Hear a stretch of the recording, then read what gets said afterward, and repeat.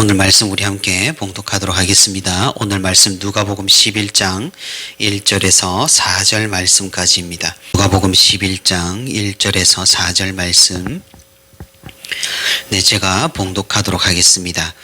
예수께서 한 곳에서 기도하시고 마치심에 제자 중 하나가 여짜오되 주여 요한이 자기 제자들에게 기도를 가르친 것과 같이 우리에게도 가르쳐 주옵소서.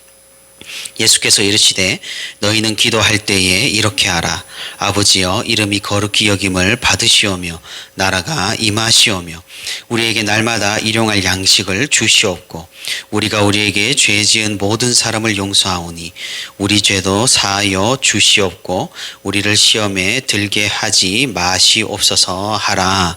아멘. 오늘도 주님께 기도하기 위해 이 시간 함께하는 모든 성도 여러분 진심으로 환영하고 축복합니다. 아버지 하나님의 크신 위로와 은혜가 우리의 기도 가운데 또 오늘의 말씀 가운데 충만하기를 소망합니다. 우리는 오늘도 기도하기 위해 이 자리에 모였습니다. 교회의 공동체 기도 제목을 가지고 또한 또 우리의 각자 개인적인 기도 제목을 가지고 우리는 기도를 합니다. 우리가 이렇게 기도하는 이유는 다른 것에 있지 않습니다.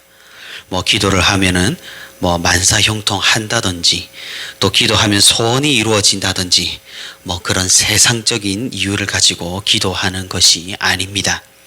우리는 하나님의 뜻을 깨닫기 위해 하나님께서 진정 의도하시고 섭리하시는 그 방편을 깨닫기 위해 우리는 기도를 합니다. 예수님께서는 우리에게 모범으로 기도를 보여주셨습니다. 그리고 말씀을 통해 우리에게 어떻게 기도를 해야 하는지도 오늘 알려주셨습니다. 하지만 우리는 잘못된 기도를 하는 때가 종종 있습니다. 하나님의 뜻을 구하기보다는 우리의 뜻을 강하게 주장할 때가 있다는 사실입니다. 그렇지만 그것도 어떤 의미로는 괜찮습니다. 하나님께서는 우리에게 은혜를 부어주셔서 그것마저도 그분의 뜻으로 돌릴 테니까 말입니다. 이런 과정이 바로 기도의 성숙입니다. 그리고 이것이 기도 내용의 업그레이드라 할 수가 있겠습니다. 오늘 말씀을 통해서 우리 기도의 내용이 주님의 뜻에 맞추어지는 그런 놀라운 변화가 우리에게 있기를 소망합니다. 누가복음에는 다양한 주제가 등장합니다. 그 중에 기도라는 주제는 기록자인 누가가 중요하게 다루는 주제 중에 하나입니다. 기도에 대해서는 이미 1장과 3장 그리고 6장과 9장에 등장을 했고 그리고 오늘 본문에서도 기도에 대해서 다루고 있습니다. 성령 하나님께서 영감하셔서 누가가 기록을 했으니 기도는 하나님께서 우리에게 하라고 명령하시고 권면하시는 것이 분명해 보입니다. 오늘 본문 1절에 예수께서 한 곳에서 기도하시고 마치심에라고 기록을 하고 있습니다. 예수님께서는 말로만 가르치는 분이 아니셨습니다. 무엇을 하시든 본을 보이신 분이셨습니다. 그래서 오늘 본문에도 주님께서 기도를 가르치시기 전에도 주님은 한 곳에서 기도를 하신 후였습니다. 주님께서 기도를 이렇게 하셨으니 우리가 기도를 하지 않으면 무엇라 변명할 수가 있겠습니까? 새벽 기도회는 한국 교회의 특별한 전통입니다. 그런데 사실 새벽 기도회에 나오는 것이 쉽지가 않습니다. 그래서 통상 일반적인 교회에서는 새벽 기도의 출석이 5%라고 합니다. 출석 성도의 5%라고 합니다. 그래서 우리가 살펴보면은 새벽 기도에 나오는 것이 쉽지 않기 때문에 우리는 조금 변명을 하기가 쉽습니다. 사실 새벽에 꼭 모여서 기도를 해야 한다는 어떤 그런 성경적인 근거도 없기 때문입니다. 하지만 우리가 생각을 해본다면은 새벽 기도회는 다른 의미로 매우 중요할 수가 있습니다. 우리 사람은 의지가 그렇게 강하지 않습니다. 본질을 담으려고 노력을 해보지만은 형식이 없으면 흐지부지 되는 것이 바로 우리들입니다. 예를 들어 본다면은 학생들은 시험이 있기 때문에 공부를 하는 것이죠. 시험이 없다면 자발적으로 공부를 하는 사람 아마 거의 없을 것 같습니다. 마찬가지입니다. 우리가 모여서 함께 기도하는 시간이 없다면은 스스로 시간을 내어 기도하는 성도가 거의 없을 수도 있겠습니다. 그렇기 때문에 우리는 새벽 기도회라는 형식을 갖추어서 기도라는 본질을 담아내는 것입니다. 그러니 새벽 기도회로 모이는 것은 우리 한국 교회의 아름다운 전통이라고 할 수 있겠습니다. 최근에는 사회가 발전하고 산업이 달라져서 사실 새벽이란 시간이 여의치가 않습니다. 이전에 농업 중심의 사회에서는 이렇게 날이 밝아오는 새벽에 모이기가 용이했을 것입니다. 하지만 젊은 사람들을 중심으로 이제는 저녁과 밤 시간이 활발해진 문화 가운데서 우리가 살고 있습니다. 그래서 일부 교회에서는 새벽 시간이 아닌 저녁 시간에 기도회로 모이는 곳도 있다는 사실이죠. 이렇게 우리가 생각을 해보자면 새벽 기도라는 것은 시간이 중요한 것이 아니라는 겁니다. 또 순서나 또 어떤 장소가 중요한 것도 아니라는 겁니다. 기도라는 본질을 담아낼 수 있는 어떤 형식이 있다면 그것으로 괜찮다는 생각을 해봅니다. 사랑하는 성도 여러분, 우리가 정말로 이 기도를 하는 시간이 우리 삶에 있기를 바랍니다. 언제든 어느 때든 어디서든 괜찮습니다. 하지만 주님께서 하신 것처럼 하나님께 아뢰고 그 약속을 확인받고 주님의 뜻을 구하는 그 간절한 시간이 분명히 있기를 소망합니다. 제자들은 예수님에게 세례 요한이 그랬던 것처럼 자신들에게도 기도를 가르쳐 달라고 요청을 했습니다.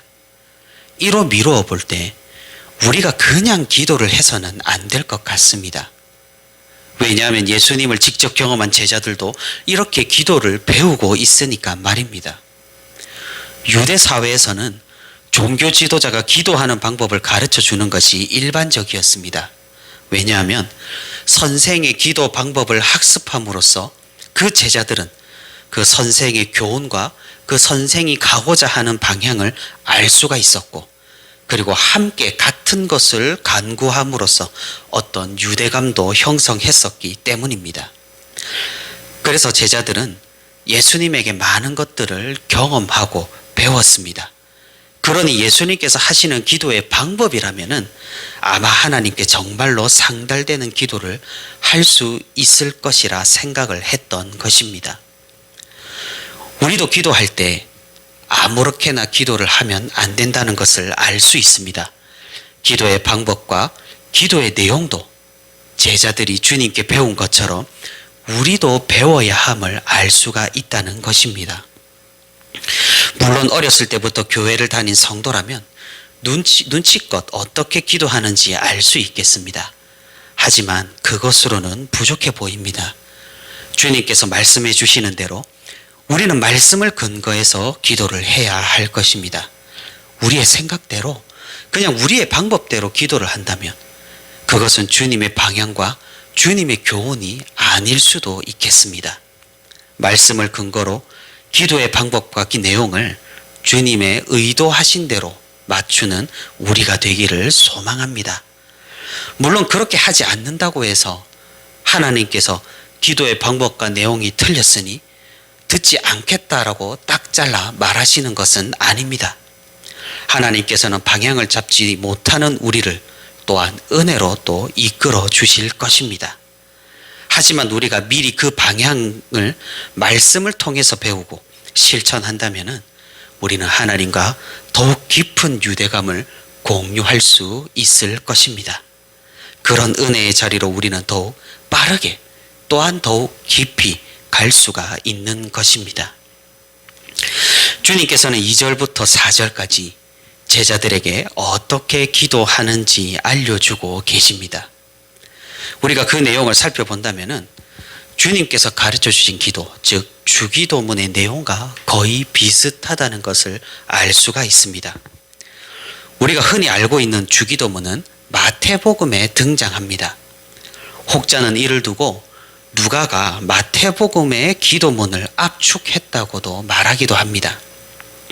하지만 우리가 상황을 잘 살펴본다면 마태복음에서 주기도문은 이제 마태복음 5장에서부터 시작되는 산상수훈 뒤에 이제 일반 청중에게 기도를 알려주실 때 말씀하신 방법임을 알 수 있습니다. 반면에 오늘 본문에 누가복음에 나오는 오늘 본문의 기도문은 일반 청중이 아니라 제자들이 기도를 알려달라고 요청했을 때 주님께서 말씀하신 방법입니다. 이것이 무엇을 의미할까요? 주기도문이 어떤 공식화된 기도문이 아니라는 사실이고, 또 우리는 경우에 따라 상황에 따라 기도의 내용이 달라질 수 있다는 그런 의미입니다. 우리는 이따금씩 주기도문을 무슨 주문을 외우는 것처럼 사용하기도 합니다. 영화나 소설을 보게 되면은 악한 존재를 만난 크리스천이 주기도문을 외워서 또 힘을 얻는 그런 장면도 다수 등장합니다.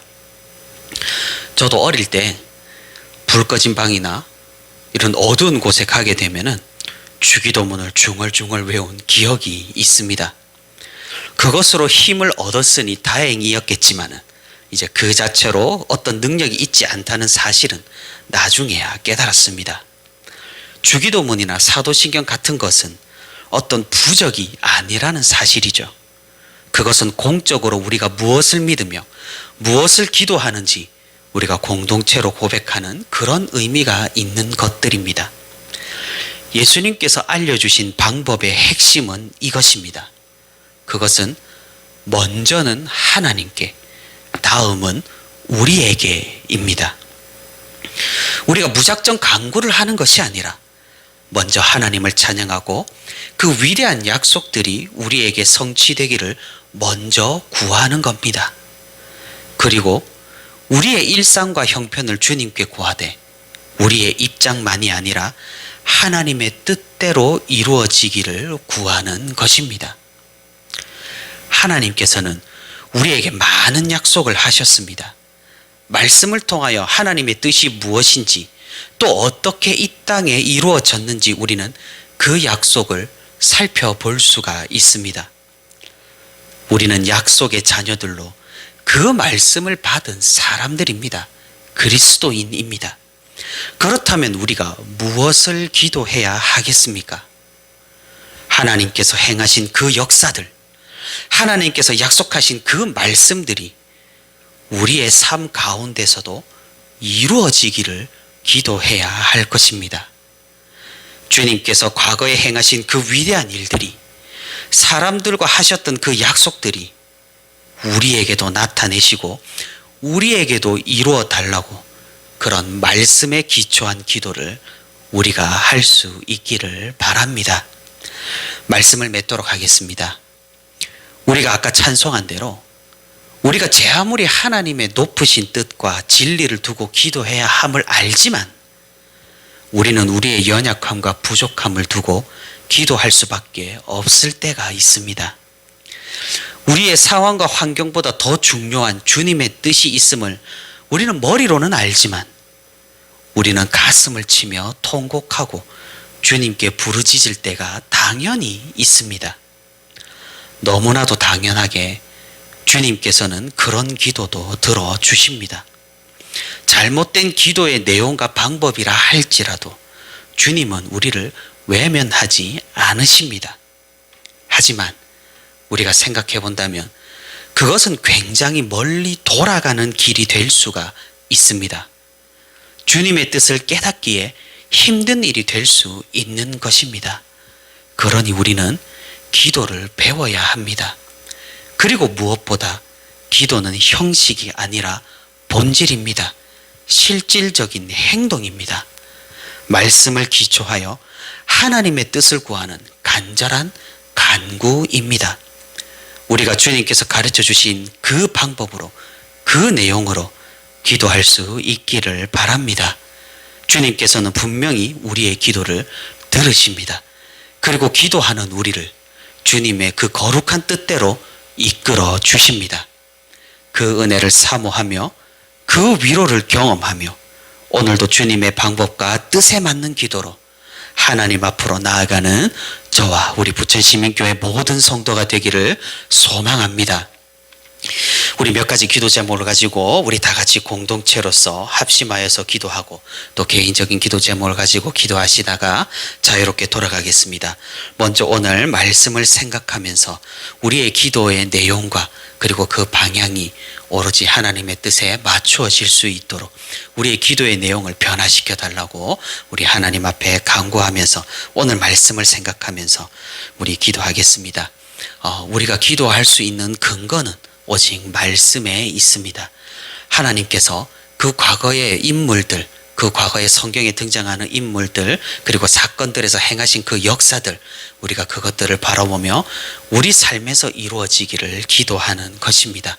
우리에게도 이 말씀의 역사가 일어날 수 있기를 우리의 삶 가운데에서도 하나님께서 역사할 수 있기를 하나님께 간구하면서 우리 주님께 나아가겠습니다. 그리고 두 번째로는 우리 부천시민교회와 또 어려운 성도들을 위해서 우리 계속해서 중보를 하도록 하겠습니다. 우리 그리고 마지막 세 번째로는 우리 다음 세대를 위해서 우리 하나님 앞에 기도하겠습니다. 우리 다음 세대에 여전히 어려운 이 팬데믹 상황 가운데서 믿음과 신앙을 지킬 수 있도록 주님께서 인도해 달라고 우리 다음 세대를 위해서 함께 간구하겠습니다.